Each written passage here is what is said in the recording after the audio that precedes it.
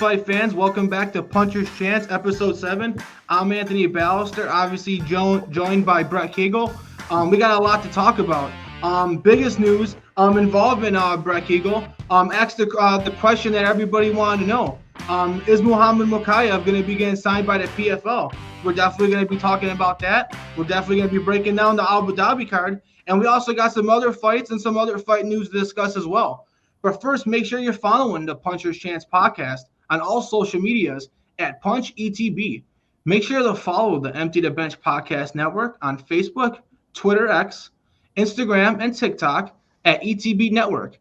Make sure to also be following us and following our YouTube channel at youtube.com/ETB Network for all of our shows and all of our other ETB Network news.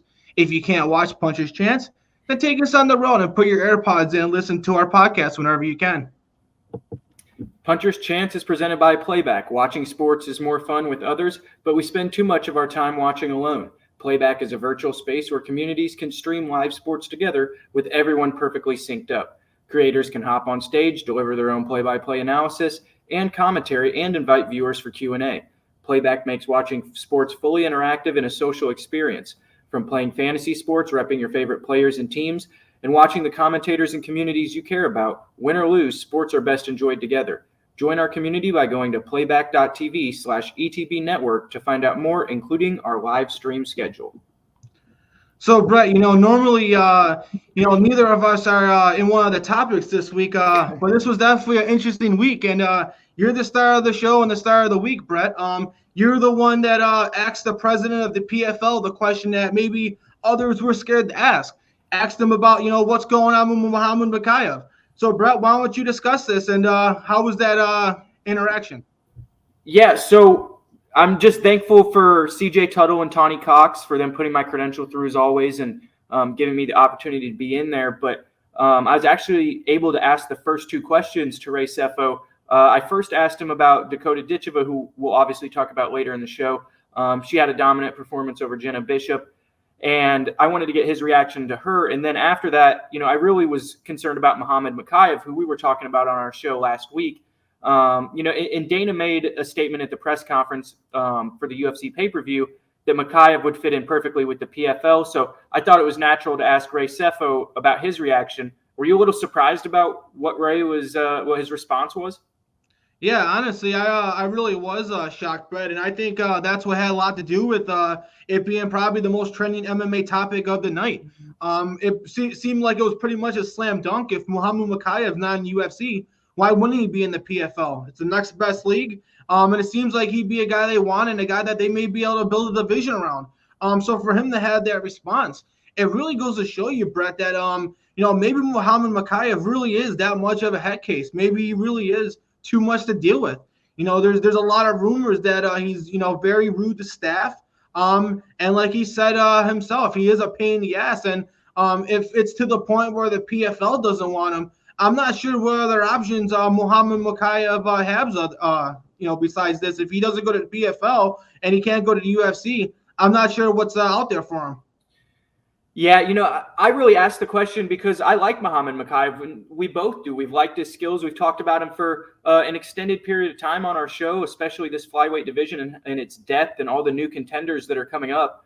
So I thought that the PFL would be interested. They don't have an 125-pound division right now. I thought that he would maybe be the perfect guy to introduce a new weight division to, whether it be Bellator or the PFL. There's people you could go and get to fight him, like Sergio Pettis, who previously competed at 125 pounds, in the UFC, and would be a viable contender and a good matchup for Mokaev.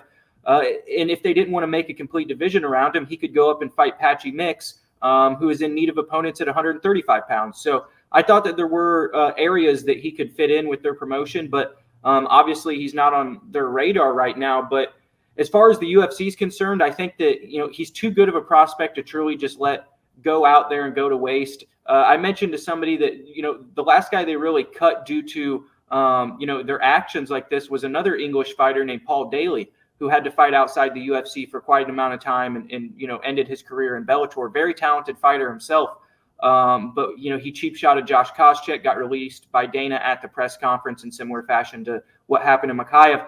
I hope that is not the situation surrounding Mokaev, because I think he could be a future champion in the UFC or in any promotion. I think he's one of the best 125-pound fighters in the world. He's under 25 years old as well. We just saw him beat Manel Kape, and Manel Kape is one of these guys who's been a two-weight world champion and rising, and somebody who's had our eye in the UFC for a long time as well. So, Muhammad Mokaev's talent is through the roof, but he's obviously going to have to solve some personal issues that he has, whether that be with the matchmakers or somebody over there in the UFC brass, to get back in their good graces. Yeah, he's definitely going to have to grow and change a lot of things, and definitely mature and change his ways. And with him being so young and being so talented, I have faith, and I think he definitely deserves a second chance. But, Brett, it's something that I really haven't heard much people bring up. With that being said, with his response saying that, he's not interested and that he's a pain in the ass, does this mean that Muhammad Mokaev was right in that he wasn't negotiating with the PFL and he didn't have a price from the PFL to use that as a negotiating tactic for the UFC? Because if the PFL said that he's a pain in the ass, they're not interested, then how could he have ever had an offer from them to begin with? So maybe Muhammad Mokaev was telling the truth on that. And what are your thoughts about that, Brett? Yeah, I think that Ray Sefo is a trainer at Extreme Couture, and I don't think that he didn't know who Muhammad Mokaev was. I think that it took him a quick second to recollect the name. He had just had a successful night in Nashville, and there was a lot of people to talk about, which is why I prefaced the question with there was a lot of great performances here tonight. But I was going to segue into what I found interesting in the Mokaev topic. But I thought that Ray. I thought he obviously knows who Mokaev is. He is a trainer at the gym that Manel Kape trains at, Extreme Couture in Las Vegas. I think that it was a cautious response. I don't think they're interested in him, obviously, based on what he said. But I don't know what Peter Murray and Don Davis are doing behind the scenes. And, maybe Ray doesn't really necessarily know either, because if they're in contract negotiations with Mokaev, then those are kind of damning remarks for their side in those negotiations. And I hope that's not the case. I hope that they're all on the same page. And honestly, I think that he'd be a great addition to their promotion, but they just don't have the weight class for him right now. And maybe if they wanted to do that in the future, he'd be the perfect guy, and he could lead that division kind of like Dakota Ditcheva is doing right now and making a name for herself. Yeah, that's very true, Brett. And also, maybe it was a tactic of his. Maybe he said that because what does he gain by going out there and saying, oh, we want Muhammad Mokaev, we're willing to give him whatever he wants, or, we were negotiating with him. That doesn't help them at all. If anything, he wants to act like he's not interested to maybe basically, lowball maybe Muhammad Mokaev in a potential deal. Basically make Muhammad Mokaev desperate and be able to get him at a discount. Yeah. But Muhammad Mokaev definitely seems desperate right now, and he's doing whatever he can to try to get back in the good graces of UFC. He's wrote an apology. He had an apology video. He's doing podcasts. He said he's willing to do his next fight for free. He even retweeted your video and your question, Brett. So he's doing whatever he can to get his name out there and try to get into good graces. And hopefully maybe there could be some salvage in this, and maybe he can go back to the UFC. So when Ray Sefo, I want to clarify real quick, when Ray Sefo says he talked to people in the know, I don't believe that he was talking about Dana White. I believe that he was talking about the other people at the Extreme Couture gym, probably Eric Nixick, Randy Couture, Manel Kape, just the people that were around the situation during Fight Week in London, and also during their first altercation, at the UFC PI. So I think that's what he was talking about when he said he was talking to people in the know. I don't think that he's necessarily, people online are saying that, he's talking about Dana White. That's not necessarily true in my opinion. But nonetheless, they don't seem interested, and we'll have to see where it goes for Muhammad Mokaev. But I'm glad that it got the traction that it did over the weekend. That's for sure. And now, do you think with Muhammad Mokaev saying that he's willing to fight for free and that he's willing to do whatever he can, do you think that's good enough to entice Dana White to bring him back? And is that even a possibility, Brett, for him to even do a fight for free and, maybe get back into the UFC? No, I don't think they can make people fight for free. Maybe if he wants to take another fight at the same contracted wage that he was earning in his last fight out of charity, and then come back to the table and negotiate after another number one contender fight. Maybe he does that, but I don't think he can go without paying people. listen, he's one of the best prospects in the sport, and he deserves to be paid based on the potential that he can bring to a certain company. He has potential in the UFC to be one of the youngest champions of all time and potentially be, the ruler of that weight division for 7 to 8 years. So that's someone that they could build a division around. Now, they had Mighty Mouse, who arguably is one of the greatest fighters, of all time, and they weren't able really to turn him into a star at 125 pounds. So I think the promotion thinks, well, we've already had one of the greatest at 125, and he wasn't a sell. We're not going to put up with these headaches from this guy who's a flyweight. Maybe if this was John Jones, maybe if this was Conor McGregor, and we've seen him put up with stuff like this from Conor McGregor with the Dolly incident on Khabib, and John Jones hasn't had really that many out of the ring altercations, but you just can't go putting your hands on people, especially during fight week. They don't want these matchups canceled. That's probably really where the line was drawn. Them possibly having to take this off of a pay-per-view was a really big deal, especially to fight fans, and I'm sure to Dana. So that point is probably getting across to Mokaev right now, and I doubt we'll see him do anything like that in the future if he's brought back. Yeah, 100%. And like I said, it's going to seem like it's going to be a long road for Muhammad Mokaev, and it's really going to be interesting to see. And honestly, Brett, just like you said, we're big fans of him and his talent and his trajectory. And, I really hope he ends up on the right end of this. Yeah, so do I. We do have some big fight news. We got to start of the biggest fight. We do have a new title contender in the bantamweight division. No surprise given the name. But we had Umar Nurmagomedov defeating Corey Sandhagen in what I thought was a very, very close fight. And, pretty much just a great display of mixed martial arts. If you're a great fan of fighting and, mixed martial arts, this was definitely the fight to watch. These guys were showing, such elite levels of striking and, defense and grappling and takedown defense and escaping takedowns. Brett, this was unbelievable. I know a lot of people like the exciting fights where guys are just getting bashed and punching each other. But honestly, these are some of the fights that I really, really like. These are fights that, you can see that both these guys are high-level guys that have been doing this their entire lives. I thought the first 4 rounds, Brett, were super, super close. Could have called it either way. I thought the 5th round probably was more sided to Umar. But honestly, Brett, I had this 4 rounds to 1 for Umar Nurmagomedov. He really, really surprised me with his striking. He seemed to be the faster striker. He seemed to be the better boxer. He seemed to be the more accurate boxer than Corey Sandhagen. And that was really, really surprising, watching this fight. On the flip side, I thought Corey Sandhagen really surprised me with escaping all those takedowns from Umar Nurmagomedov. It seemed like every time Umar tried to, grapple him and, submit him, Corey Sandhagen was escaping him almost every single time. So I guess that's what surprised me on both ends. But it definitely showed that Umar Nurmagomedov's no one to mess with in this division. I don't envy anybody who's going to have to fight him, whether it's going to be Sean O'Malley or Murab, in the next fight. Everybody knows whoever wins that fight is going to be fighting Umar Nurmagomedov. And I think whoever fights him, it's going to be a bad matchup. But what were your thoughts and reactions to this fight, Brett? Yeah, I think this is really the matchup that Umar Nurmagomedov needed to spotlight his name there to the casual fight fans.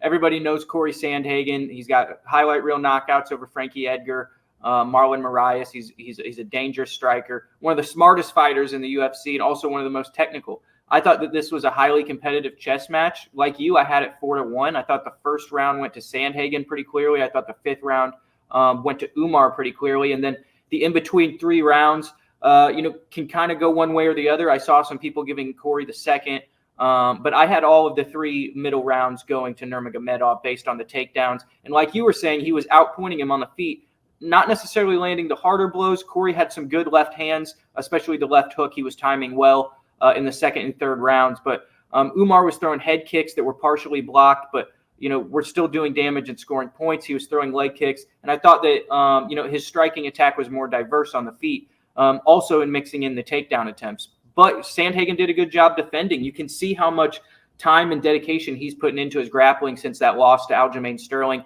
and how he's improved and gotten better. Because if you take the Corey Sandhagen that fought Aljamain Sterling and put him in there with Nurmagomedov, he might not have gone the distance. So I really think that his growth in the grappling is something that needs to be taken into account. And he looked good. Listen, Umar Nurmagomedov is probably a historic talent. He's probably going to be the next champion in this division in relative short order. If Corey goes back and gets 2 more fights back-to-back here and gets some wins, he's back in title contention as well. This is not, the end of the world for Corey Sandhagen. So he's got a lot left to fight for here in his career. And, I didn't think he put on the worst showing, and hopefully it ages well for him. Yeah, I agree, Brett. Honestly, I came away more impressed with Corey Sandhagen than, being disappointed in defeat. Yeah. He goes to show you that, he could change it up depending on the fight. Depending on who his matchup is, he could go in there with a game plan. And since he is so diverse talent-wise, he can mix that up. And that's why he's so great for mixed martial arts, because he has a very, very diverse talent, and he's able to display whatever is needed in each matchup. But like you said, Brett, Umar Nurmagomedov something to behold. I think, in each matchup, like we said, we got Sean O'Malley and we got Merab. They're going to have to fight. Umar's going to get the winner of that sometime in 2025. I think either way, that matchup's going to favor Umar, because I think if he fights Sean O'Malley, I think there's going to be a huge disparity in the grappling game. And I think Umar's going to be able to smother him and also be good enough on the feet to be able to make O'Malley honest and be able to make those takedowns much easier. Now, on the flip side, if he goes against Merab, who's, the cardio king and the grappling king, he's going to be able to, get that on the feet. We said this all the time, Brett, when you get 2 grapplers in the octagon, more than likely it's going to end up on the feet. And I think anybody, including you, would agree with me that if they end up on the feet, I think Umar's the better striker and will beat Merab in the striking game. So I think this is going to be a tough matchup for both. And like you said, Brett, it's probably inevitable that Umar Nurmagomedov is going to be the bantamweight 135 champion of the world. Yeah, I break that Merab and Umar fight down exactly like you did. You got 2 elite grapplers. Normally that means that we're going to have a fight and we're going to see who's better standing. And if that's the case, I think that Umar's more well-rounded. You see him, he's got an output on the feet that Merab doesn't have. Now, Merab has the gas tank in the grappling to be able to shoot 28, 30, maybe even 40 takedowns in a 5-round fight, which I know is incredible, but he does have the record for the division for takedowns attempted in a fight. So, he can shoot back-to-back grappling and stuff like that, but I don't know what his cardio is like if he's sitting there standing and trading for 5 rounds. That's not really something we've seen with Merab. He's been very grapple-heavy against Peter Yan and the people that he's, dominated on the en route to this title opportunity. But, he's got to get past Sean O'Malley, and I think that that's a tougher matchup for Merab than a lot of people think. I think that O'Malley is going to have the confidence of just knocking out his former teammate. He's going to have a significant length advantage. And I think the matchup that we probably see is Sean O'Malley versus Umar Nurmagomedov, which is a kind of similar matchup to what we had with Conor McGregor and Khabib Nurmagomedov in that historic fight that those 2 guys were involved in. So, Khabib would more than likely be in the corner of Umar for that title fight. So, that's something that fight fans can look forward to. And I think that they should put Umar cage side for that fight at the Sphere between Sean O'Malley and Merab, just to solidify that he's next in line. Yeah, UFC is definitely going to want Sean O'Malley to beat Merab. If Sean O'Malley and Umar match up against each other, that's going to be a huge main event. That, might even be something that they could have International Fight Week next year. It's that big. I think that fight would be huge. Who knows? It might even break the biggest UFC gate. It's going to be insane, especially if you have, Khabib ringside. It is basically Conor McGregor and Khabib all over again.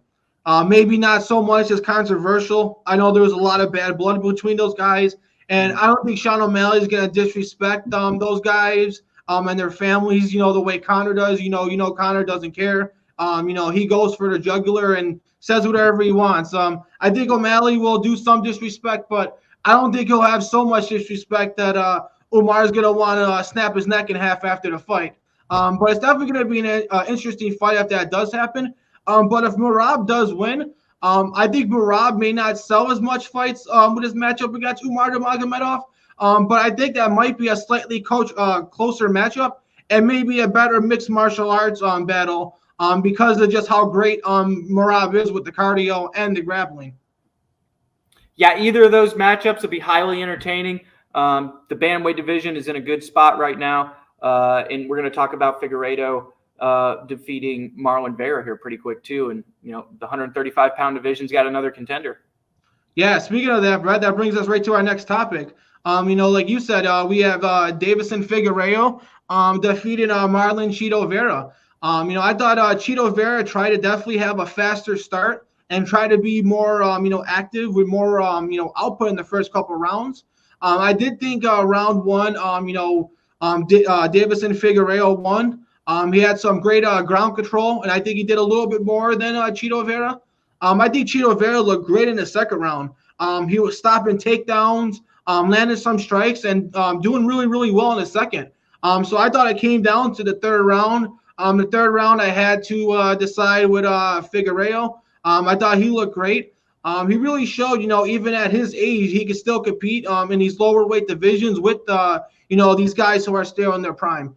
I know he's asking for a title shot, but I do think he's one or two fights away from that. He's definitely impressive, though, and since he's moved to bantamweight, he's definitely made his mark. But I definitely think he needs a couple more wins on his belt. I honestly, Brett, would love to see him fight Peter Yan.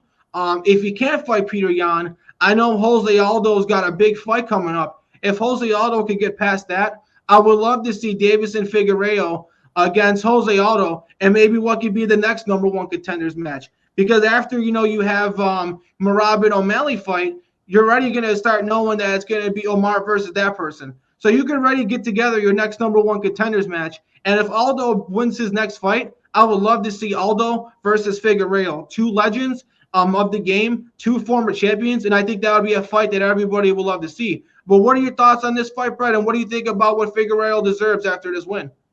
Yeah, I really like what you just said between Aldo and Figueiredo. Obviously, Aldo has to win. That'd be a fight between two guys from Brazil, one former champion and Hall of Famer versus a guy who wants to be a two-weight world champion and Hall of Famer in his own right. That would be a tremendous matchup. You put that in Brazil, it'd sell a lot of tickets.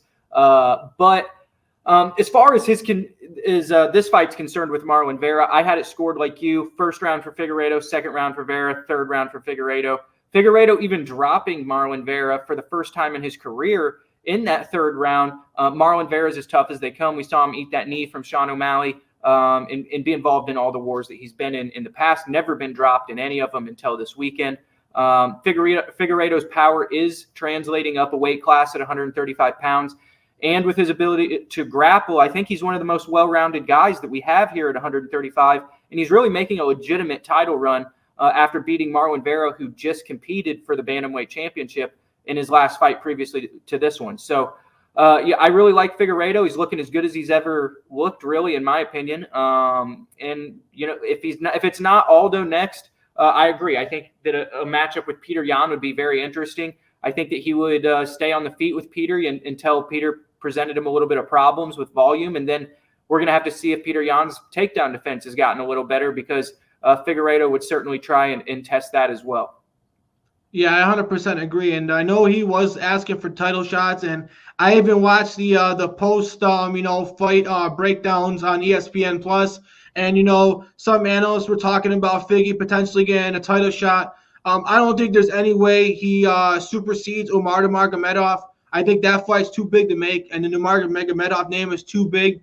And Umar already said that, he's been, given the next title shot with that win. And I don't think Figueiredo is just going to sit out and wait. So he's definitely going to have to fight one more time, and it's going to be interesting to see who he matchups against. It's definitely going to have to be one of those top guys, like you said, Brett. I've even heard, maybe about maybe match him up against Corey Sandhagen, who just came off of a close loss. If Umar Nurmagomedov gets a title shot off of a win over Corey Sandhagen, then why can't Figueiredo get a title shot after a win over Corey Sandhagen? So I wouldn't mind that as well. There's definitely some options. But for Chito Vera, man, he hasn't looked good in two of his last three fights. He's definitely going to have to fight lower in the rankings. He definitely fell down the rankings quite a bit. I think 4 or 5 spots, if I can remember. So he's definitely going to have to fight lower in the rankings. I don't think he's going to get anybody ahead of him at this point. I think right now he's probably going to get one of those young up-and-comers who's in the lower tier of the rankings, and he's going to have to get one of these young guys a shot. And, he's definitely going to have to perform on that night. And, Chito Vera is a few losses away from, really having to look at his future in this UFC. Yeah, I was about to say, even though that this is a great win for Figueiredo, I think this fight says more about Vera and where he's at in his career than necessarily it does for Figueiredo. Figueiredo, he has the realm of possibility out there of competing for a championship again, but I don't know if Marlon Vera does. And this might have been, the last time that we really see him in a contest with high stakes in title contention. He's going to, at least like you said, have to battle back and beat a couple up-and-coming contenders to solidify his ranking in the top 10 and be solid there to make another push towards the title. But you got to feel bad for him. He comes off a loss to Sean O'Malley, a guy that he beat and thought that was a fair win in that first fight. And then now he's looking on maybe potentially being out the door with a couple more losses. So, sorry turn of events, but Marlon Vera is a tough guy, and maybe he'll bounce back in his next couple fights and, make something of what he's got left. And the unfortunate thing, Brett, I'm not sure if you noticed, but was it just me or did Chito Vera look like he was in great shape? His body looked like really chiseled, and he looked like he was in better shape than he was in his last few fights. I know this fight was pretty close, so we can't, knock him too much. Mm-hmm. But obviously a loss is a loss. But it definitely shows that he knows that he needs to get better. He tried to, make the adjustments and have a faster start. So maybe in his next fight against maybe a guy lower in the rankings, maybe we can see the improvement from Chito Vera. Yeah, it's really tough because he gets in there with Sean O'Malley, who's an elite striker. He struggles with these guys who are elite at certain things. Figueiredo has elite power in his hands, and he's also a Brazilian Jiu-Jitsu black belt. O'Malley is a world-class striker as far as mixed martial arts is concerned. So, he's just kind of getting into these bad stylistic matchups. And the output for Vera, I really think is what diminishes him kind of in some of these fights. Like the split decision loss he had to Corey Sandhagen, there just wasn't enough output, not enough low leg kicks, not enough jabs. And I thought that Figueiredo really outpointed him and, was landing maybe 3 shots when Vera was throwing 1 at a time last weekend as well when they were on the feet. So, Marlon Vera is dangerous. He can finish it with front kicks. He can finish it with flying knees. He can finish it with head kicks. But he's got to be able to put, some type of game plan together to where he can win a decision if it goes to the judges. Yeah, you're definitely right on that, and I agree 100%. Someone who's probably, in a much worse position than Chito Vera is Alonzo Menafield. Fell out of the rankings. He hasn't been, on a really good trajectory. Has had a lot of bad performances being finished. But Azarat Mazakhanov TKO'd him and looked great. I thought he displayed a great level of striking. His combos were fast and accurate. He looks like he may be one of the best strikers in the light heavyweight division. And that's saying a lot because there's a lot of good strikers in that division. I definitely think with him being undefeated, he's definitely going to move up the rankings quite a bit. I think he needs to be pushed and be fast-tracked in this division, given his age and, what he's accomplished. I would like to see him get a guy, definitely higher in the rankings. I would like to see him maybe get a guy like Nikia Krylov. I think that could be a decent matchup for him. He's trying to come back in the UFC, and he's getting an opponent.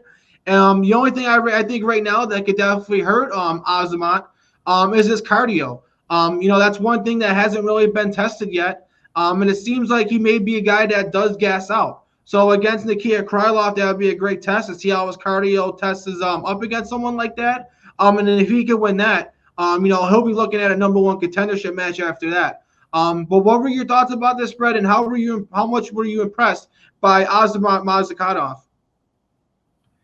Yeah, Azamat coming in here was complaining a little bit about, like you were saying, he's older in his career. He wants to get fast-tracked. It's now or never. He's got to get fights in a row to try and get to that title opportunity. He's an undefeated guy.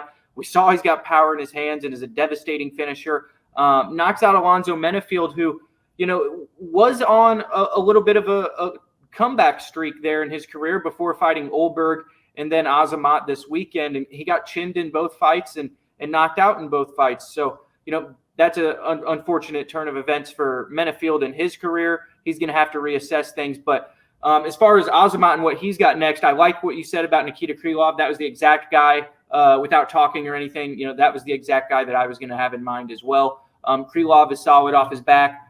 Also, good straight punches on the feet. Mean competitor, just like Azamat. That'd be a great fight. And it'd really prove himself that, yes, he is here for real. and it's time to push him into top 5 matchups if he gets through a guy like Nikita Krylov. Now, Brett, what do you ultimately think a guy like Azamurat's, ceiling is?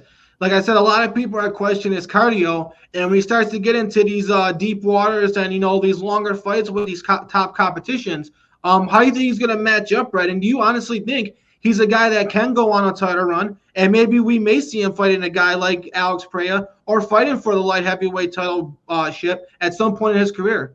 Here's my cause for concern, with Azamat, is that his age may play a factor at some point. We've got a lot of guys who are good athletic strikers and 6'3" in the prime of their career here. We've got Rakic, we've got Prohaska, we've got Olberg, we've got Jamal Hill, and we've got the champion Alex Pereira. That's at least 5 guys that are going to have youth on him and also reach and maybe athleticism. So if he's going to go in here and fight a lot of athletic and younger guys, on the feet and try and get into these wars, there's a possibility that he gets caught by one of these guys. So it'll be interesting. I think that he's going to be a fun competitor for as long as he's around.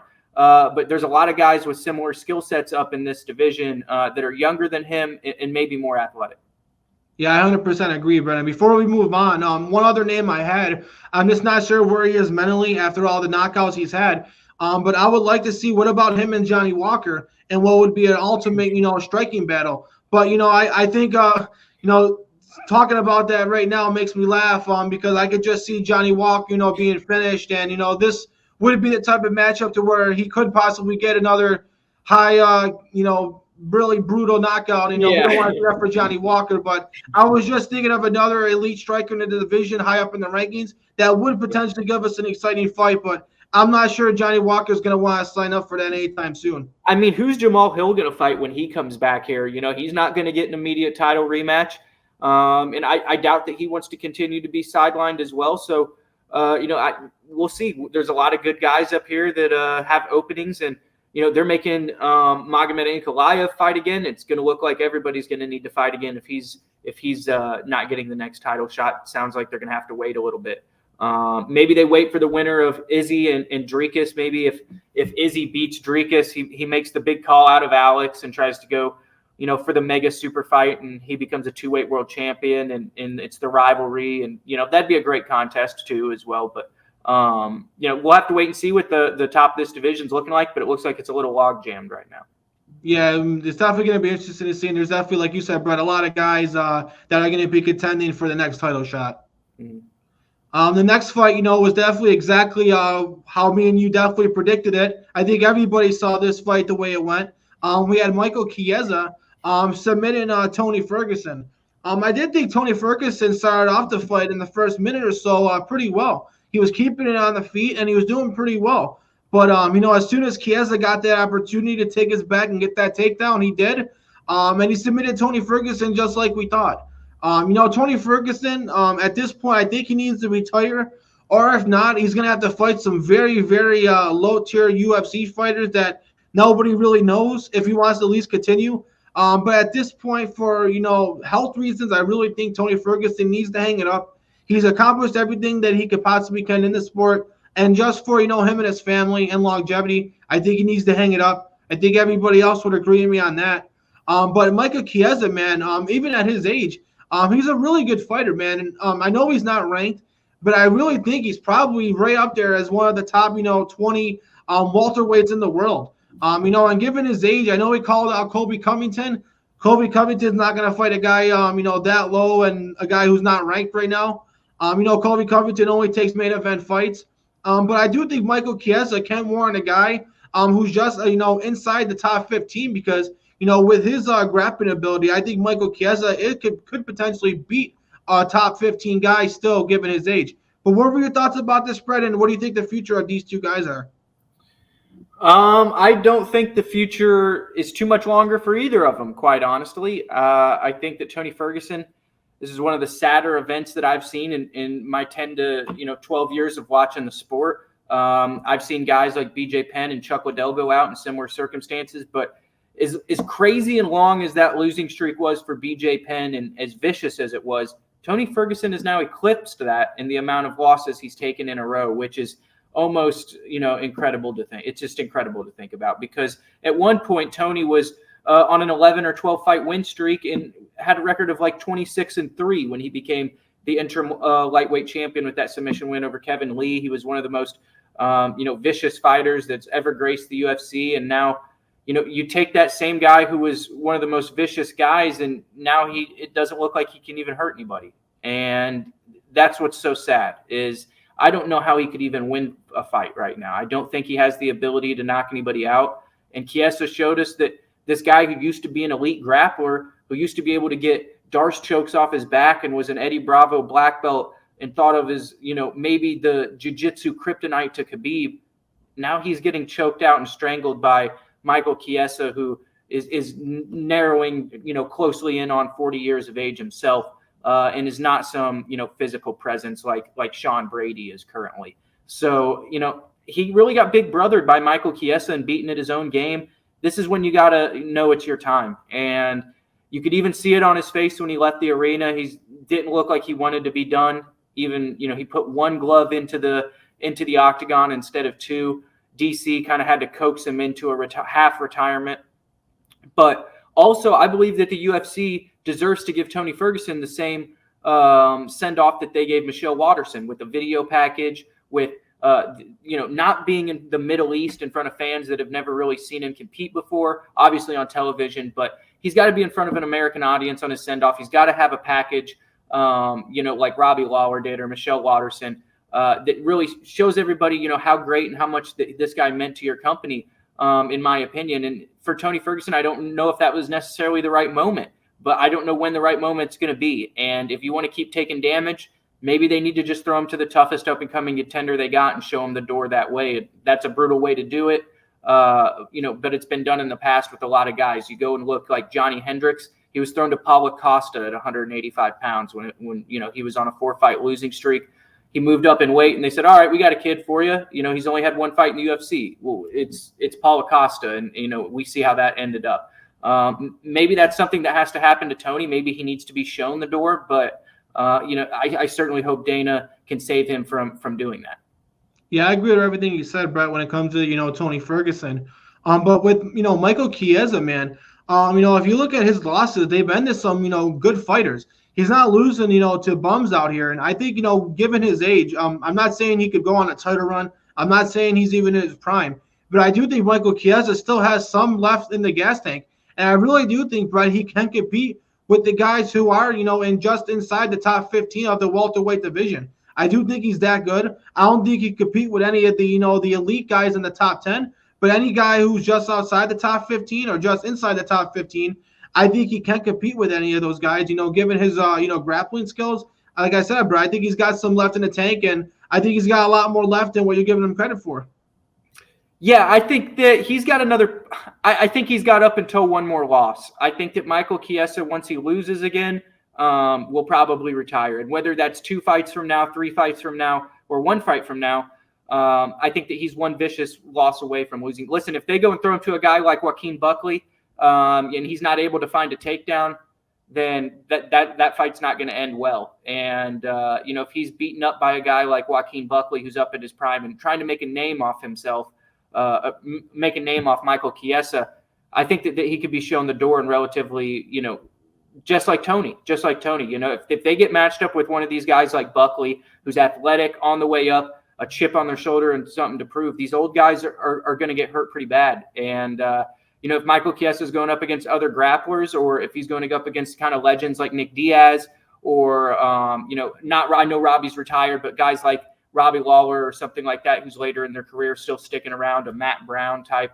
then maybe the matchups can be made. But I don't really want to see Michael Chiesa thrown, to the wolves either. Do I think he's going to, compete well against a Shavkat Rakhmonov or someone at the top of this division?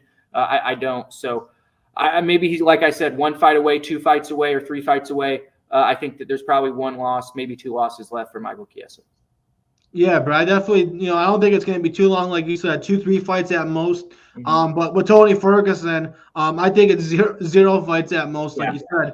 But if he's going to continue to push the UFC, unfortunately, maybe he's got to go out the hard way, and maybe he's got to get a vicious KO to really, really send him packing. Yeah, and that's unfortunate, but like with Johnny Hendricks, I said we've seen it in the past, and not off the top of my head, there's not a lot of other, I can't come up with many other examples, but it certainly has happened where we've seen these old guys go up against, the next wave of contenders. So hopefully that doesn't happen to him, and I hope the best for him and his health. Yeah, 100%. The next fight was probably another one-sided fight. Basically kind of like how you saw it going. Yep. Shara Magomedov defeated Michelle Olajaychuk. Olajaychuk in the feet showed great grit and great toughness, even in the feet. He did knock down Shara in the first round and had a competitive third round as well that some judges and some people maybe even sided with him. But I thought this fight was basically all, Shara outside of that. Shara was landing great strikes. He was landing elbows. He was landing, spinning kicks. He's got a very, very unique striking ability. And he's definitely very, very fun to watch. He's still undefeated. He definitely shows maybe some, glaring needs in his game. Sometimes he is susceptible to getting hit and getting touched. So that's going to be interesting. And, we haven't really seen his grappling tested. So that's going to be another interesting thing to see as his career progresses. But like I said, he is undefeated. He continues to be impressive in the UFC. He did state that this was the last fight of his contract, but everybody knows they're all confident that UFC are going to want to renegotiate and give him a new contract. He's a star guy. Everybody likes to see him, and he's undefeated. But it's definitely going to be interesting to see how his career projects, Brett, and what he does against these top guys. He did call out the Diaz brothers. I think that was a terrible call out. I'm not sure where he was going. Those fights are never going to happen. And even if they did, I wouldn't want to see them. Honestly, Brett, I want to see Shara go up against Bull Nickel. I would love to see, both those guys are highly, motivated and highly hyped. They're both unranked and just fighting to get inside the top 15. We get that striker versus grappler matchup. You really can see and test out Bull Nickel's striking and see if he's improved on that, while also testing Shara's grappling ability. But what were your thoughts on this fight, Brett, and who do you think Shara should fight next? Yeah, and before I, start the praise for Shara, I'd like to say that I've always respected the career of Michael Oleksiejczuk. He put on Instagram that if he lost, he may be done with sports altogether. We were talking about that a little bit last week, that he was making some comments that, were a little concerning. But at the same time, like you said, he's a gritty competitor. Even that fight with Kevin Holland where he got his arm broke, he knocked Kevin Holland down and put him, on his backside and almost out. He's always had a big left hand. He was even trying to find the knockout against Magomedov when Magomedov was peppering him on the feet. He's very tough. He fought through a lot of very hard strikes, elbows, knees to try and get inside on Shara, who seems to be a master at range right now. I've been very impressed with his ability to keep guys off of him on the feet. He's very long, very lanky, uses his jab and elbows and knees up the middle very well to keep guys off of him. But once he does get, guys on him, even Oleksiejczuk was able to take him down here. Like you were saying, I think that if he gets put up against an elite grappler like Bo Nickel, he's going to have problems. But right now, he looks like a dangerous striker, someone who's going to really draw the international crowd in the Middle East. And if they're in Europe, he's a guy who's going to put on fan-friendly fights, too. That's what you want for somebody that could possibly be on UFC pay-per-view main cards. Listen, if he doesn't get into a fight with Bo Nickel, there's a striker out there with a lot of power at 185 pounds from America that I think would be a great matchup as well, and that's Joe Pyfer. If you put those two guys together, we're going to see the baddest guy on the block is. We're going to see the power and one-shot knockout ability of Joe Pyfer versus the technical, precision striking of Shara Magomedov. That would be a great matchup to me. If the fight with Bo Nickel wasn't made. I don't know if they want to kill stars right now. There's so many guys that they have here at middleweight, whether Khamzat Chimaev's going to be competing here, Kai Baralo, the Fighting Nerds coach and great jiu-jitsu player that's currently ranked in middleweight as well. Then, like you said, we have Bo Nickel and Joe Pyfer as well. So there's a lot of guys that are on the way up here at 185 pounds, and it's a very deep division as well. But Magomedov's going to match up really well against a lot of these strikers. It's just whether he's going to get a grappler sooner or later. Yeah, bro. I've been saying, for a long time that I think the middleweight division is a stacked division. Especially when you factor in, the potential of that division. Obviously, right now, the 155, the lightweight division, the 135 and the bantamweight division, both of those divisions are very, very tough and very, very strong right now. But I wouldn't be surprised if in 3 years right now everybody's talking about the middleweight division. There's so many young guys, like you said, Brett, that are competing in this division, and that's why it's making it so hard for guys like Izzy and these older guys to compete in this division. And there's so many guys that are on the up and coming. With Joe Pyfer though, I'm not sure if Joe Pyfer is going to want to fight Chara. Him coming off that fight with Jack Hermanson, who's basically, a top 10 borderline guy, who's definitely one of the best fighters in the world. He's going to want to fight a guy who's just outside the rankings. I think that's why he called out Paul Craig, who was formerly in the rankings and now just outside. I think Chara, is maybe too much of a drop-off for him. And I think, Joe Pyfer, if he beats Chara, I'm not sure if he gains too much from that. And I think he'll have too much to lose and not enough to gain. I think if he beats Paul Craig, I think he could gain more from that, unfortunately, even though I think Chara may be a better fighter right now. But I think given Paul Craig's name and what he's done, I think a fight and a win over Paul Craig will probably do more for Pyfer. And I think he's looking for a fight that could, project him into another ranked opponent. Quickly before we go to the register card, and I agree with what you're saying, Joe Pyfer would have to do Magomedov a favor to take that fight. Absolutely, because Joe Pyfer deserves somebody in the rankings or somebody that will give him a ranking in his next fight. I agree. But maybe if he fought Magomedov and beat him, he would get a ranking from the media members, with a win. But what was I? Oh, my goodness. I was just going to say Magomedov is, he's progressing well in his career. But what is up with these guys like Pyfer and Magomedov each calling out old guys? We're calling out Paul Craig. We're calling out Nick Diaz. We're not calling out people our own age. I don't really like to see that.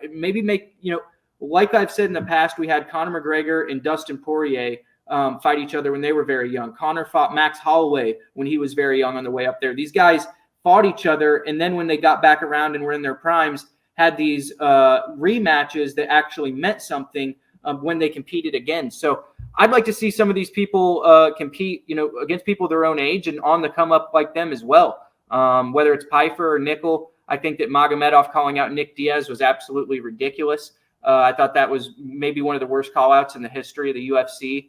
And I think that Joe Pyfer's call to Paul Craig wasn't that great either, because that's maybe the best stylistic matchup for him in the entire division. So I'd like to see Paul Craig, maybe get one more fight against a legend and retire himself. So he's been chinned a lot, and a guy like Joe Pyfer, I feel like would do a lot of damage to him with his power. Yeah, I 100% agree. Like I told you before, but I think Paul Craig was more of a light heavyweight. I think he did much better in that division. And I think if he's going to continue in UFC, especially if he goes out there and he does fight Joe Pyfer and lose, he's either got to retire or he's got to move up to, light heavyweight. But Brett, it's a tough trend. I definitely don't like it either. We got a lot of these young guys calling out these older guys. I'm not sure if they're just trying to build up their records and try to get, to the rankings, much easier. But that seems to be a trend, Brett. You get a lot of younger guys fighting the older guys in the rankings. And then, these younger guys, match up against each other later on in their careers.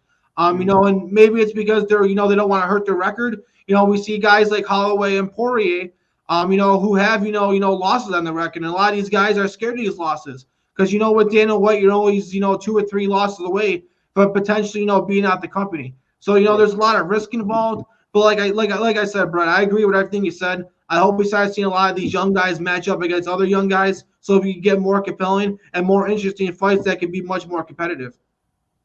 Yeah, and I think when you do get into these competitive fights early, it makes you more battle-hardened later in your career when you've got to go into those championship matchups or those 5-round main events. You've already been tested to an extent, and you know what's going to be asked of you.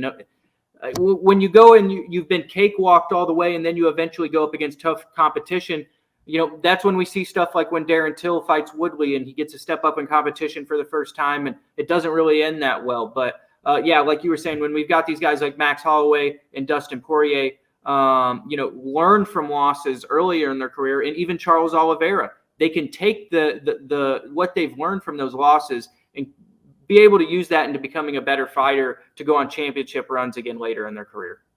Yeah, Brett, and it's probably have no connection whatsoever, but it makes you think, seeing the guy like Khabib Nurmagomedov and their family just be all about being undefeated, not having losses.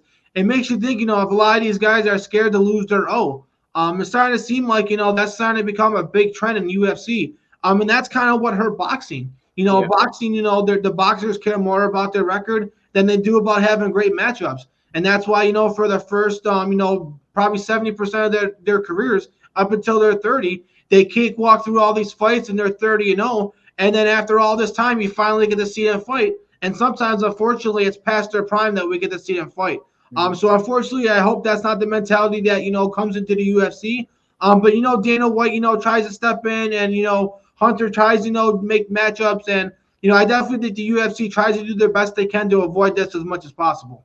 Yeah, they definitely want to build up all the prospects they can and kind of get them into the rankings without being, scathed and having those losses. We also had a lot of other good performances and good fights as well. I think the one that stood out to me the most was Joe Alvarez. He looked dominant.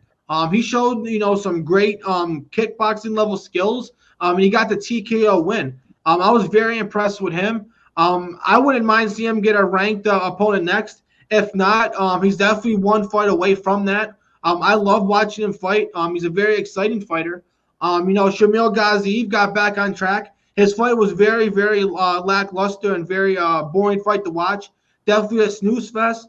But Gaziev got back on track, and he's going to probably try to warn another ranked opponent and try to, redeem himself from his last performance when he lost to Rosenstrike.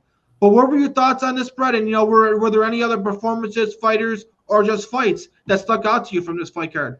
Yeah, like you said, Joel Alvarez, I mean, goodness, he's 6'3" in this division. He just beat Elvis Brenner, who's got great power in his hands himself, and knocked out Garam. So Joel Alvarez is obviously a contender here moving forward. I love the length that he has at the division. Mackenzie Dern was able to pick up a victory that she really needed in her career. Got a decision victory there and won 2 rounds. So good for her getting back in the win column as well.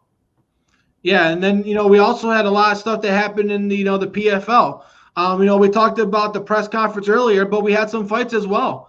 I know you were there, Brett. You got to see them live, so you got a better idea of what happened. We had Denise Goldsloff, TKO, and Tim Johnson. I said Denise was going to win this matchup. I didn't think it was going to be close. But we did have an upset, Brett. We have Popov upset in Vassal by unanimous decision and moved into 19-1. It's definitely something that I didn't see coming, but he definitely, put everybody on notice, and he's definitely a name that everybody has remembered. What were your thoughts from this, Brett? And, what was it like being there? And, what was some other thoughts from this fight card? Yeah, it was an awesome experience. Did you see Big and Rich was playing the band? I hadn't seen that before at an MMA fight. It was certainly interesting. It was like a half country crowd, half fight crowd. It was, it was an interesting turnout. There was about 5,000 people there, about a packed house, good crowd. But I thought that the story of the night was definitely Dakota Ditcheva, improving her undefeated record, defeating Jenna Bishop, who's a Brazilian Jiu-Jitsu world champion. And Jenna Bishop actually had her on the ground in a bad spot early in that first round.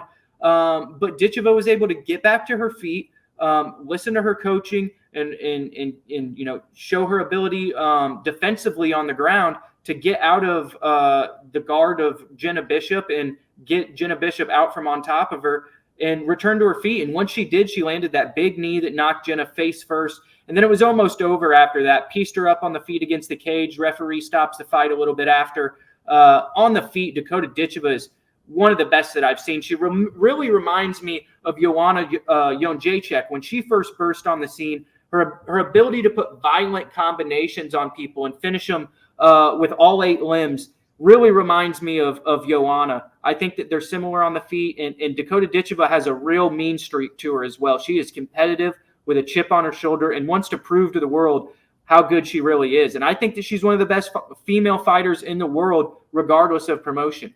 And she's proven that. And if she beats Taila Santos, who we're going to talk about a little bit with her fight against Liz Carmouche, if she beats Taila Santos, I think she really proves that she's one of the best in the world.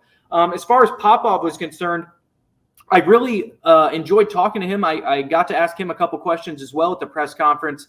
And he was saying, he told me that the best thing for him was avenging the loss of Moldavsky in this one. Moldavsky just lost to Vassell, in the preliminaries to get into the tournament. That was a split decision that was highly controversial. And that was the third fight between those two guys. And Popov comes in here, uses the game plan that him and his team were game planning for Moldavsky, uses it against Vassell, puts him on the ground, an excellent judo toss that actually tossed the bigger athlete in Vassell on the ground, and it looked like he even had a chance to break a rib there when he threw him that hard on the ground. But Popov landed a significant amount of takedowns and really controlled the fight. But he said he was happy to get it done for Moldavsky and avenge his teammate, which was a big point that he was making. And now I know that was the semifinals, but with Popov, do you think he's got a good shot at winning this whole thing, Brett? So it's a little different matchup because Denis Goltsov is a former Combat Sambo world champion as well. So I think that these guys are going to have to stand and trade. And Goltsov is a hulking figure. He's 6'5". He's very long. He's got a very, very long reach. He uses a great jab. We saw him get it done against Tim Johnson in relatively short order, like we both predicted. But and I don't know. I think it's going to be a really good fight. It's going to be two guys that are highly skilled martial artists. We've got Goltsov, who has the length on the feet and also the experience in the amount of fights that he's had. But Popov is now on a 17-fight win streak and is really impressed recently. And this win over Linton Vassell was the biggest in his career, and he's looked the best that he's had to date. So it's going to be a good fight in the main event, and maybe the winner of this PFL heavyweight tournament fights the winner of Francis Ngannou and Renan Ferreira. So that might be something to look out for as well. Yeah, I love hearing that, bro. I think that would be a great matchup to give the winner of this, the winner of that. That would be unbelievable, and I would love to see that fight. Speaking of heavyweights, this weekend in the UFC, we got a matchup of two top heavyweights, two guys that can both grapple and get submissions. We got Marcin Tybura going up against Sergey Spivak. Both guys, like I said, can grapple. Both have power, but unfortunately, both guys have been KO'd themselves. I do think with both these guys being good grapplers, and I think with Sergey, gaining some size and getting a lot bigger and stronger since the first matchup, I think that's going to cancel out the grappling, and I think that's going to make this fight be more likely to be settled on the feet. And I think Sergey is going to be the better striker, and I do think Sergey is going to be the faster puncher. He's the younger fighter, and like I said, Brett, he's definitely stronger. He's a much better grappler than the first time in the first matchup where he lost to Tybura. He's going to get it on the feet, and I think he's going to get the TKO over Tybura. But what were your thoughts about this, Brett, and what do you think this fight's going to go? Yeah, like you, I think this is grappler versus grappler. We're going to see these two heavyweights stand and trade. Maybe Spivak does have such a significant size advantage that he's able to get Tybura to the ground. But Tybura is very experienced. He's been around the block. He's fought the best competition the UFC's had. He's been here for almost 10 years, fighting at this high level. So I'm going to take Tybura in this one. I really hope this isn't one of those heavyweight snooze fests that goes to a decision. Unfortunately, I think that is maybe what we're going to get. So I'm going to go with Tybura in this one by decision. This is a really even fight to me. I think this could go 50-50 either way. Like you said, size and youth is on the side of Sergey Spivak. Experience is on the side of Tybura. We're normally going together. We'll separate on this one. You're going Spivak, and I'll go Tybura. And Brett, before we move on, do you think with Sergey, since this matchup was so long ago, the first matchup between these two guys, you think given that Sergey has put on a lot of mass, he's approximately at least 15 to 20 pounds plus bigger than the last time they fought, and he's definitely a better fighter. You think we're going to get a much closer matchup, and maybe this time things could be differently? Yeah, I thought that when Spivak first fought him, it was early in his career, and that was really a lot to chew for somebody as experienced as Tybura. Like I said, Tybura is going to have experience again, but we're going to see, like you said, how much better of a fighter Sergey Spivak is. I think the added weight will play a factor, especially in his ability to get the fight to the ground. That has to be an advantage, gaining 15 to 20 pounds.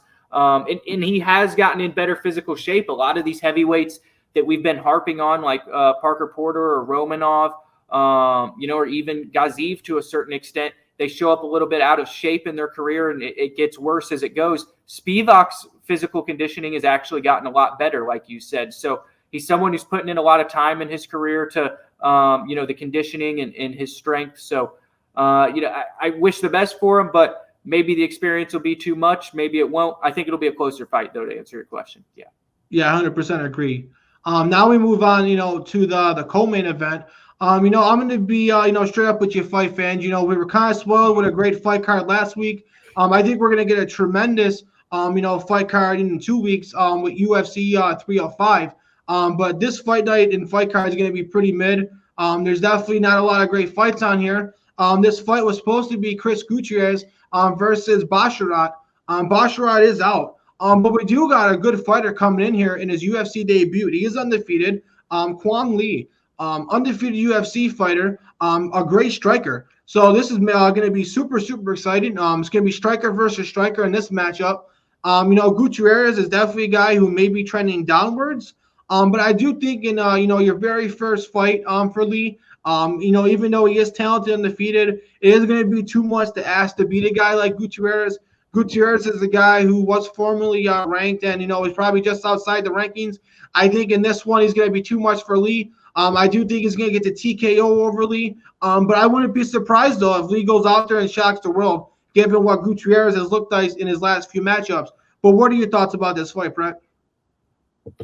Yeah, Chris Gutierrez is, somebody who has been a ranked fighter in the division. He's fought, great competitors in the past. And for Quang Lee to come in here and make his debut against a guy like that is going to be a lot to handle. I remember Jesse Butler coming up on short notice and making his debut against Jim Miller last year, and that one didn't go out too well for him. So, this is going to be the toughest fight of Quang Lee's career. He has been fighting in the LFA, I just saw.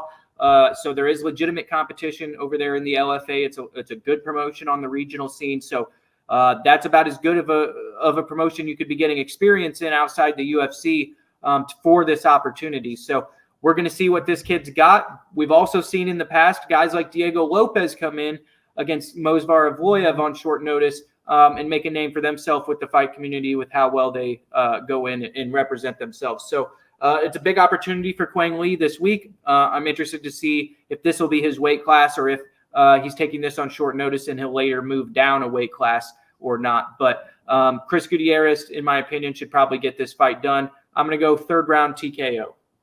Yeah, I 100% agree with that outcome, Brett. But Quan Lee, though, he could go in there with house money. He's got nothing to lose. He's expected to lose. He's taking this fight on short notice. If he goes out there and loses, it doesn't hurt his stock whatsoever. Just the fact that he's going to be in the octagon with a guy like Chris Gutierrez, I think it's going to help him. And even if he loses and it's close, his stock's going to go up. And then if he goes out there and does, shock the world and gets a win, wow, that's going to really put his name, on the map. And, he's definitely going to, probably put himself on a fast track to get in a ranked opponent if he does go out there and shock the world and win this fight. Yeah, certainly. He's going to the betting odds I do not think are finalized for this one quite yet. They're not. So it'll be interesting to see what he comes out at. I'm assuming he's going to be at least a 4-1 underdog. So if you're looking at a underdog this weekend, fight fans, and you're looking for someone to bet on, maybe throw some money on the new undefeated guy who's trying to make a statement. Yeah, I like that a lot, Brett. Like I said, there's definitely not a lot of great fights on this card.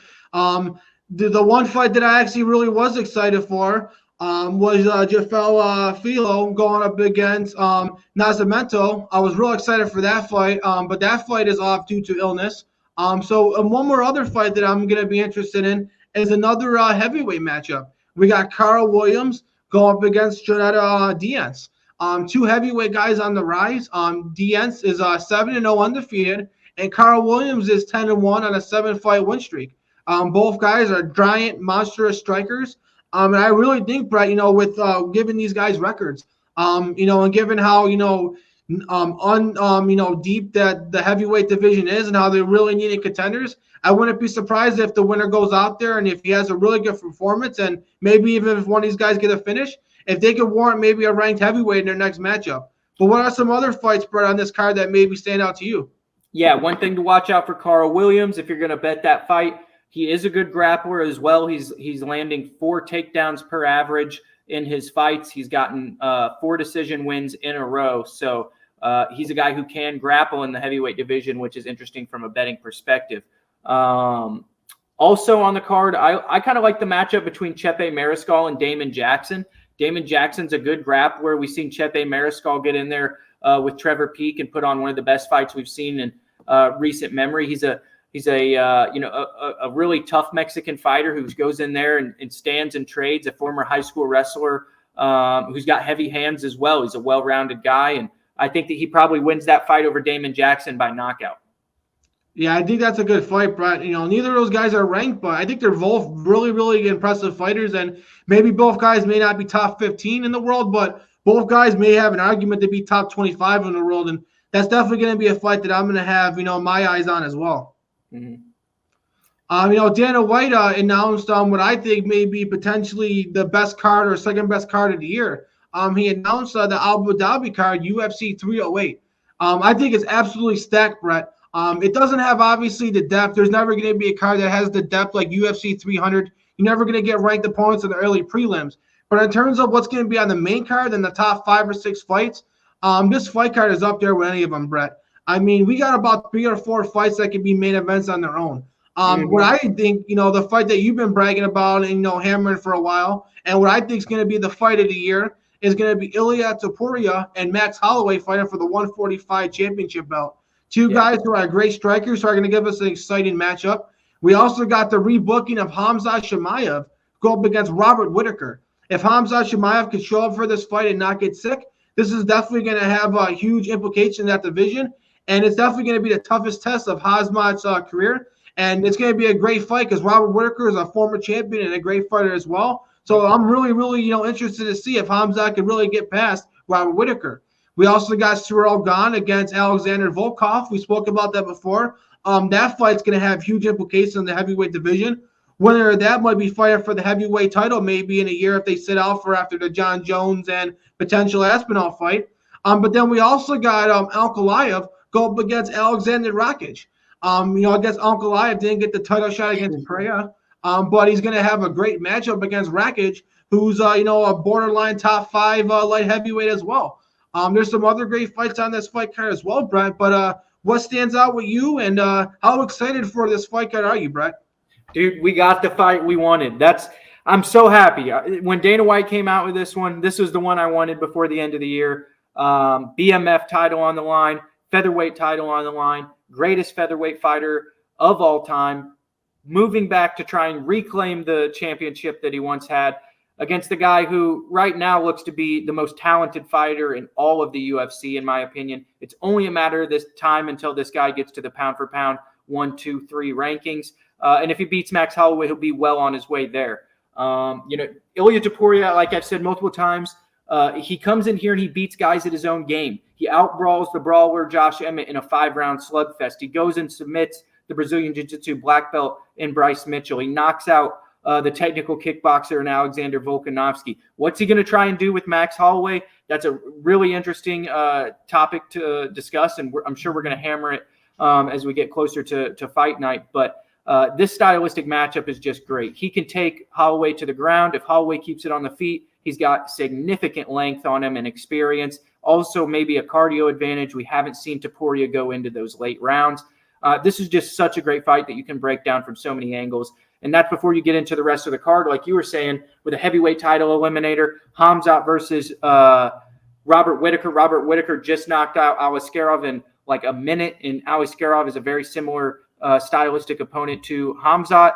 And then also even starting the card, you got Jeff Neal, Rafael Dos Anjos, and Lerone Murphy and Dan Ige. So this is really going to be one of the deepest cards we've seen in recent memory. I think it could be the best fight night, the best pay-per-view card we have for the rest of the year. I'm so excited for UFC 308. Yeah, I'm really excited, Brett. Like I said, it's going to be hard to beat UFC 300 with the depth. Like I said, you're not going to see legends and ranked guys in the early prelims. Yeah. But definitely, the first 6 fights, I think, are going to beat any other fight card. But I think this fight card gave us some answers and also some questions to what the outlet gets for these divisions. I think, for the 185 division, I think this may show that Strickland may get the next title shot. Since he didn't get matched up with Robert Whittaker, I think there's a significant amount of time between this card and the Dricus and Adesanya fight. I think if Dricus goes out there and wins the fight, I really think they're going to rebook him and Strickland. And then I really think that the winner of this Hamza and Whitaker fight gets the next title shot. I think that's going to be the number one contenders match, with Strickland getting the next title shot and everybody knowing that's how it's going to go. And it'll work out perfectly because Robert Whitaker has been pretty active this year. So if after this fight, he's definitely going to need some time off. And Hamza's not the most active fighter as well. So it'd be perfect timing if Hamza wins this fight. Let Strickland fight the winner of Dricus and Adesanya. And then, Hamza just sits out and maybe fights the next guy, maybe in Abu Dhabi next year. Hamza likes to sit out and takes his time. And then if he's going to get a title shot, I think he's going to wait. But like I said, bro, I do think this may be signaled that Strickland's the next title contender. But like I said, it definitely gives us more questions now because for light heavyweight, who is Alex Pereira going to defend it against? Ankalaev was the only, guy who was the clear-cut contender. There's not a guy who is deserving of a title contention. So maybe there is, some warrant to maybe Izzy fighting him.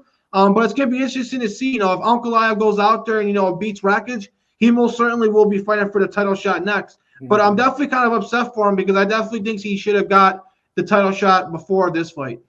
Yeah, and we'll break down Ankalaev's situation, I'm sure, on episodes to come. But, as we were talking about off air, I'm really disappointed for Ankalaev because I've said for a long time, since Nemkov has moved up to the heavyweight division, I think he's the best 205-pound fighter on the planet. I think he's the only guy with the skill set to beat Alex Pereira and the rest of these strikers in this division. He was outspoken after that fight with Jan Blachowicz saying that the UFC didn't want Russian champions. He should not have said that. I think it's kind of came back and, he shot himself in the foot with that comment.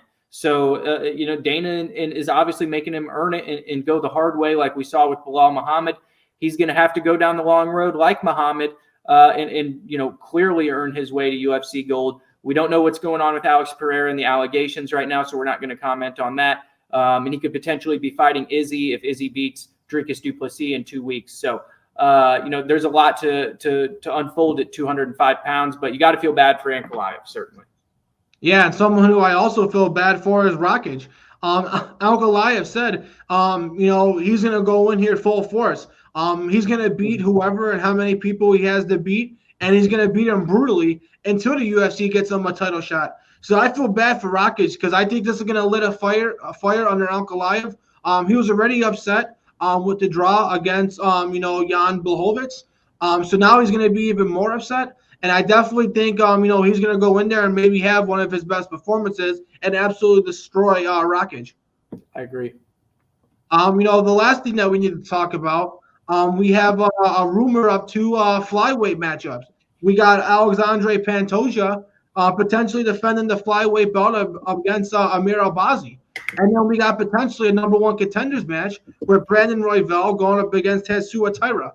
Brett, I think with Muhammad Mokaev being out the picture, I honestly think this makes perfect sense. We've been saying before that if Amir Albazi is fully healthy, he definitely deserves the next title shot. He looked great in his last performance. And, I do think Tatsuro Taira needs one more good performance to earn a title shot. And Brandon Royval coming off that great win against Moreno has to be in this picture as well. So I think this is great. I think they could have picked a better matchup for it. I'm super, super excited. I think both these matchups could go either way. But honestly, Brett, I think when it's all said and done, I think Tatsuro Taira is going to end up being the title holder. I think he's going to beat Royval, and then I think he's going to beat whoever wins between Albazi and Pantoja. But what are your thoughts about these fights, Brett? Yeah, I think that Pantoja and Tatsuro Taira is an incredible matchup, and that's one that I'd really like to see. But first, we've got to handle business with Amir Albazi. And if Albazi can go in there and implement his game plan and come away with a world title, power to him. But this matchup between Brandon Royval and Tatsuro Taira is incredible. It's striker versus grappler. The young jiu-jitsu ace in Tatsuro Taira looking to become the first Japanese champion in the history of the UFC and the first Japanese champion, since the Pride Fighting Championships and Dream went under. So, the first world champion since those organizations went under. So, he's really, fighting for a country right now, and he's really the only contender that entire country has in the UFC that is close to a title. So, the UFC wants to get him into that opportunity. That's a big market that they've yet to hit. But Alexandre Pantoja is a tough champion. He's very well-rounded, Brazilian Jiu-Jitsu black belt on the ground. He can knock you out on the feet as well. So he's not going to be an easy guy to take the title from, but I love these matchups. Yeah, 100%, Brian. I really don't think the UFC could have went any other direction. I think the rightful guys got picked, and I think, any one of these 4 guys could end up holding the title at some point. Now, do you think that if Mokaev, if this stuff wouldn't have happened, do you think he would have been inserted into maybe, as we see it, this Final 4? Oh, 100%. I really think he was probably the most deserving of the title shot. I think you probably could have slid him in right there with Pantoja. But maybe if if that didn't happen, maybe they would have had Mokaev versus Albazi, and maybe did somewhat like a semifinals. But it would have been interesting, Brett, because you can only pick 4 guys: 1 guy to fight for the championship, and then 2 guys obviously for the number 1 contenders match. So if Muhammad Mokaev's name was in this, potentially one of these names would have to be out. I'm not sure who they may take out. It probably wouldn't be Royval, since Royval most recently fought for the title. So maybe if Albazi may still have got the title shot, and maybe because of the matchmakers, maybe Mokaev would have been the one fighting Tatsuro Taira in a potential number 1 contenders match against the 2 best young undefeated guys. But unfortunately, we'll never get to see that matchup. But hey, Royval and Tatsuro Taira will be an exciting matchup as well. Yep. That's all we have, fight fans. We have a lot to break down for you next week. We got a lot of great fights to break down and react to. We also will be previewing UFC 305. But definitely make sure to tune in for this episode on Tuesday at 7 p.m. Eastern Standard Time. Also, make sure to be following the Puncher's Chance podcast on all social medias at PunchETB. Also, make sure to follow the Empty the Bench podcast network on Facebook, X, Twitter, Instagram, and TikTok at ETB Network. Make sure to follow our YouTube channel at youtube.com/ETB Network for all of our shows and all of our other ETB Network shows. If you can't watch Puncher's Chance, then take us on the road and listen to us wherever you could go. Thanks for joining us, fight fans. We'll catch you next week to break down the UFC pay-per-view. See ya. See ya.